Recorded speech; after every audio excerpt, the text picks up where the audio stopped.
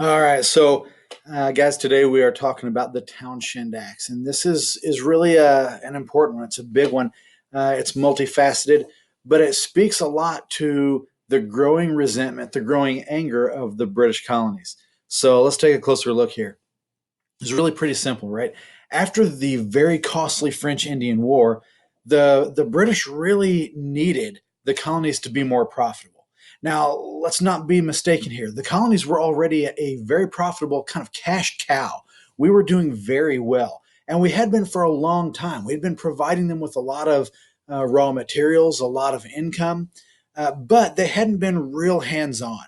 And so now, after the war was over, and it was fought in large part to preserve their holdings here in the New World, they felt like, well, it only seems fair that the colonists should maybe bear the brunt of that, that they should kick in more, that sort of thing. And so, what we're going to see is they really are going to try to squeeze everything that they can out of us to recuperate the cost of the war.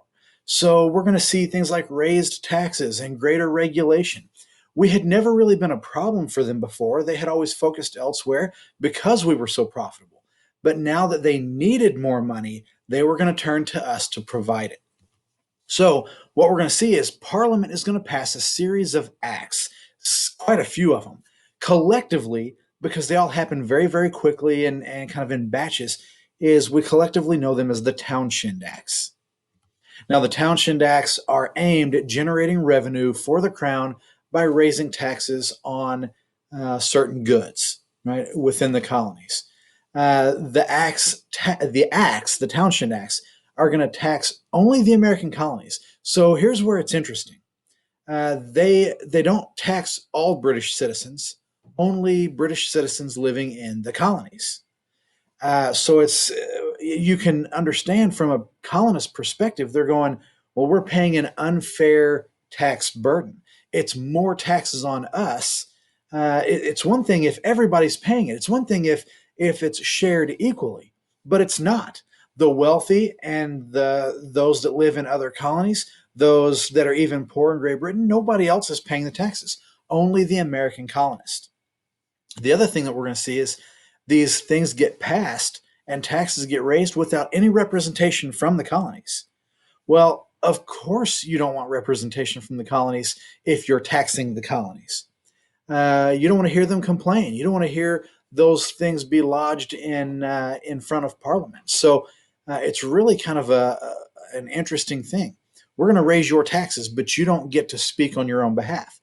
We're going to raise your taxes, but nobody's going to represent your interest. I think it's clear that the interest and the needs of the colonies are probably going to vary to a great extent from those that the British citizens in Great Britain had, right? Their concerns, their worries, their ability to absorb taxes, right? There's a lot of different things going on there. But here we see both high taxes and lack of representation to combat those things. So the British, because they had been using mercantilist policies, right? And if you remember from earlier videos, mercantilist policies are limiting manufacturing in the colonies and forcing colonists to buy man-made goods, produced goods from the British. So since we're buying, or since we are limited to buying manufactured goods from them, they're going to pass these taxes on things that they think will be very difficult for the colonies to produce on their own, and yet things that we really need. With that in mind, what we're going to see is they're going to pass taxes on things like glass. We can't really manufacture that on our own, not without facilities, and building those facilities are against mercantilist policies and against the law. They're going to tax lead. Again, not something we can probably produce and refine on our own. China, meaning like dishware, right? Paints, paper, tea, and so many more products. Anything and everything that they could think of that they could place an additional tax on, they're going to. And what that does for them is it increases their tax revenue. They're going to begin to recuperate the cost of that war.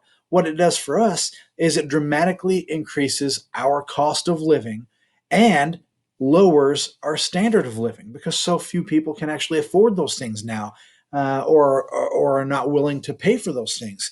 with the higher prices, as unfair as they are. So anyway, this is really met with very, very widespread anger, with protests, with boycotts. It's going to be met with violence, with arson. I mean, we talked about the Sons and Daughters of Liberty in another video. Make sure that you watch those if you haven't already. But it's going to be met with a lot of anger. And I certainly can understand that. I wouldn't want to feel like I was being taxed unfairly, or that taxes were being levied on me when I had no say in those things. Nobody representing my interest. And so the Townshend Acts are passed at a time when the tensions are already incredibly high. We're angry already over the Quartering Act. We're already angry over the Proclamation of 1763. We're angry about the Sugar Act and the Stamp Act and so many other things going on. And now they pass this in addition to all of those things. This is not a de-escalation of tensions.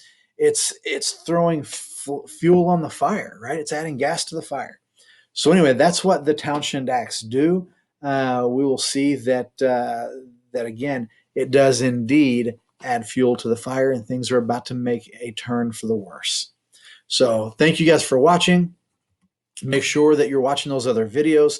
If I mention things that you don't understand or don't remember, go back and watch those and subscribe to the channel. That's the easiest way for you to find my content and for me to push stuff out to you as it's being released. And I'm releasing things daily now. So thanks for watching, guys. We'll catch you next time.